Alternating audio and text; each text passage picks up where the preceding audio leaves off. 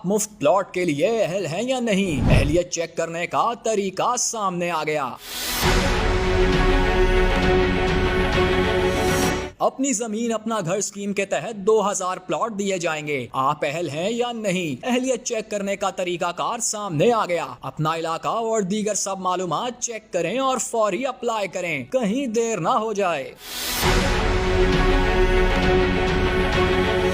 वजीर आला पंजाब मरियम नवाज ने अवाम को खुशखबरी सुना दी। अपनी जमीन अपना घर स्कीम का इफ्तिताह कर दिया, जिसका मकसद सूबे भर के गरीबों और बेघर अफराद को मुफ्त रिहायशी प्लॉट फ्राहम करना है। स्कीम के तहत पंजाब के कम आमदनी वाले अफराद को मुफ्त 3 मरला रिहायशी प्लॉट दिए जाएंगे। सिर्फ इतना ही नहीं बल्कि सूद से पाक तामीराती कर्जे की इजाफी सहूलत भी मिलेगी। 15 लाख रुपए तक का बिला सूद तामीराती कर्जा 7 साल के लिए दिया जाएगा, जिसकी किस्त 14,000 रुपए होगी।